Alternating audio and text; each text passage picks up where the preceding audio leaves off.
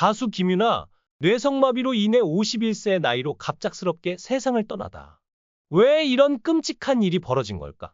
2025년 3월 18일, 한국 음악계를 대표하는 전설적인 싱어송라이터이자 혼성그룹 자우림의 보컬 김유나가 갑작스럽게 세상을 떠났다는 충격적인 소식이 전해졌. 향년 51세. 이 비보는 팬들은 물론 연예계 전체를 충격과 슬픔에 빠뜨렸다.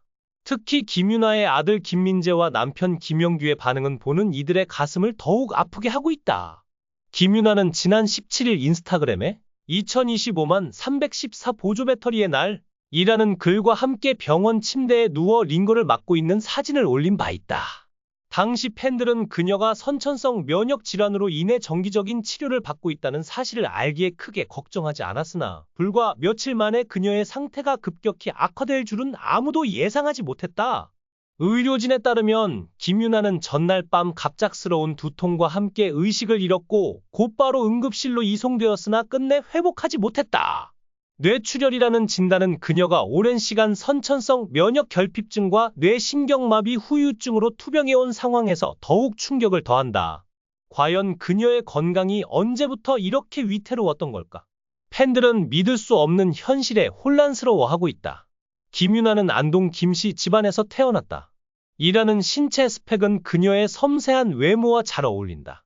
하지만 이 외모 뒤에는 강철 같은 의지가 숨겨져 있었다. 그녀는 서울대곡 국민학교, 개원중학교, 경기여자고등학교를 거쳐 성신여자대학교 심리학과에 입학했다. 그러나 놀랍게도 학업을 끝까지 마치지 못했다. 자우림 활동에 몰두하느라 4학년 2학기까지 수료한 상태로 남아 있었고 20년이 지난 2017년에야 명예학사 학위를 받았다. 이 사실만 봐도 그녀가 얼마나 음악에 자신의 전부를 바쳤는지 알 수 있다. 과연 그녀는 왜 학업을 포기했을까? 그 선택 뒤에 숨겨진 이야기가 궁금하지 않은가? 그녀의 데뷔는 충격적이었다. 1997년 영화 꽃을 든 남자 OST 헤이 헤이 헤이로 자우림의 보컬로 첫 선을 보인 김유나는 단번에 대중을 사로잡았다. 이어 2001년 영화 봄날은 간다 OST 봄날은 간다로 솔로 활동을 시작하며 독보적인 감성을 선보였다. 자우림에서는 메인 프로듀싱, 보컬, 키보드, 기타까지 맡으며 만능 뮤지션의 면모를 과시했다. 그녀의 독특한 음색과 깊은 가사는 1990년대 후반부터 2000년대를 대표하는 여성 뮤지션으로 우뚝 서게 했다. 하지만 이 화려한 성공 뒤에는 어두운 그림자가 드리워져 있었다. 그녀는 선천성 면역 결핍증이라는 충격적인 질환을 안고 태어났다.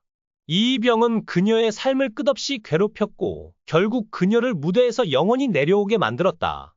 가장 가슴 아픈 장면은 김유나의 18세 아들 김민재의 반응이었다. 소식통에 따르면 김민재는 어머니의 사망 소식을 듣자마자 병원 복도에서 주저앉아 오열했다고 한다. 엄마, 가지 마세요. 라는 절규가 병원 전체에 울려 퍼졌고 이를 지켜본 의료진과 주변 사람들은 눈물을 참지 못했다. 김민재는 평소 어머니와 각별한 관계로 알려져 있었는데 특히 김유나가 SBS 동상이몽이에서 아들에게 무한한 애정을 쏟는 모습이 방송된 이후 두 사람의 모자 관계는 많은 이들에게 감동을 주었다. 그런 어머니를 갑작스럽게 잃은 김민재의 슬픔은 상상조차 하기 어렵다. 과연 이 어린 아들이 이 비극을 어떻게 극복해 나갈지 모두의 마음이 무겁기만 하다. 한편 김유나의 남편 김영규의 반응은 또 다른 충격을 안겼다. 방송인 출신 치과 의사로 잘 알려진 김영규는 아내의 사망 소식을 듣고도 현실을 받아들이지 못하는 모습을 보였다. 관계자에 따르면 그는 병원에서 아니야, 유나는 살아있어. 이건 오해야? 라며 계속해서 부정했다고 한다. 심지어 의료진이 사망을 공식 확인한 후에도 그는 김유나의 손을 잡고 일어나, 우리 얘기 좀 하자 라고 속삭이며 주변을 안타깝게 했다. 김영규는 2006년 김유나와 결혼해 19년간 연예계 대표 인꼬부부로 불리며 많은 이들의 부러움을 샀다. 하지만 최근 방송에서 각방 생활과 갈등을 고백하며 부부 사이에 미묘한 변화가 있었음을 드러냈던 터라 그의 이 부정적인 반응이 단순한 슬픔 이상의 복잡한 감정을 담고 있는 게 아닌가 하는 추측이 나오고 있다. 김유나는 지난해 선천성 면역 질환을 앓는 사실을 고백한 바 있다. 그는 선천성 면역결핍자라 매달 치료받고 있다.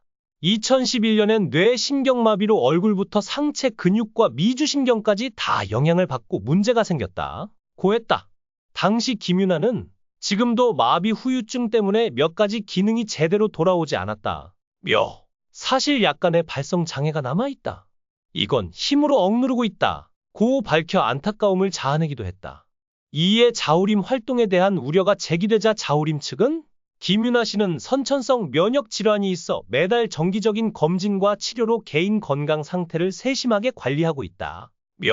이는 뇌신경마비와 무관하며 아티스트로서 활동에 큰 지장을 주지 않는다. 고 일축했다. 김윤아가 밝힌 면역결핍증은 면역 체계를 구성하는 일부 세포가 결손되거나 제 기능을 못하면서 나타나는 질환이다. 1차 면역결핍증은 선천적으로 발생하며 2차 면역결핍증은 질병으로 면역 기능에 결함이 생긴 경우 발생한다. 면역결핍증의 가장 흔한 증상은 잦은 감염이다. 주로 호흡기 감염이 반복된다. 2번 이상 전신적 세균성 감염, 폐혈증, 골수염, 뇌막염, 1년에 3회 이상 심한 호흡기 또는 다른 부위의 세균성 감염, 중이염, 임파선염 등이 비정상적으로 심하게 발생한다면 면역결핍증을 의심해야 한다. 면역결핍증은 현재 의학으로는 완치를 기대하기 어렵다. 검사를 통해 병원균 원인이 밝혀지면 이에 맞는 항생제를 투여해 감염을 치료한다.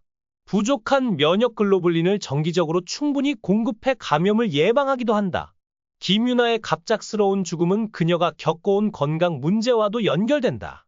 그녀는 지난해 선천성 면역결핍증으로 매달 면역글로불린 주사를 맞아야 한다고 고백한 바 있으며 2011년에는 뇌신경마비로 인해 얼굴과 상체 근육, 미주신경에 큰 영향을 받았다고 밝혔다. 당시 후유증으로 발성 장애까지 남았지만 그녀는 이를 극복하며 자우림 활동과 솔로 작업을 멈추지 않았다. 그러나 이번 뇌출혈은 그녀의 약한 면역 체계와 신경계가 더 이상 버티지 못한 결과로 보인다. 의료 전문가들은 선천성 면역 질환 환자에게 뇌출혈은 드물지 않은 합병증이라며 김윤아의 경우 오랜 투병으로 몸이 한계에 다다랐을 가능성이 크다. 고 분석했다. 그렇다면 그녀의 죽음은 예고된 비극이었던 걸까? 팬들은 그녀가 더 일찍 건강을 챙겼더라면 이런 비극을 피할 수 있었을지도 모른다는 아쉬움에 눈물을 삼키고 있다. 자우림 소속사 인터파크 엔터테인먼트는 아직 공식 입장을 내지 않은 가운데 김윤아의 장례 절차와 관련된 소식이 속속 전해지고 있다. 한 관계자는 가족들이 큰 충격 속에 있어 장례 일정은 조금 더 논의가 필요하다. 고 전했다. 김윤아의 빈소는 서울 모처에 마련될 예정이며 연예계 동료들과 팬들이 그녀를 마지막으로 배웅하기 위해 모일 것으로 보인다. 특히 자우림 멤버들의 심경에도 관심이 쏠리고 있다. 김윤아는 자우림의 프론트맨이자 메인 프로듀서로서 그룹의 중심이었던 만큼 그녀의 빈자리는 밴드 활동에도 큰 영향을 미칠 전망이다. 김윤아의 죽음은 단순한 연예인의 사망을 넘어 한국 대중음악사에 큰 족적을 남긴 한 시대의 아이콘이 사라졌다는 점에서 더욱 충격적이다. 그녀의 대표곡 봄날은 간다, 헤이 헤이 헤이는 여전히 많은 이들에게 위로와 추억을 선사하며 사랑받고 있다. 그러나 이제 그녀의 목소리를 더 이상 들을 수 없다는 사실에 팬들은 망연자실하고 있다. 과연 김윤아의 유산은 앞으로 어떻게 기억될까? 그리고 그녀를 잃은 가족과 팬들은 이 슬픔을 어떻게 견뎌낼까? 이 비극적인 소식에 모두가 숨을 죽이고 지켜보고 있다.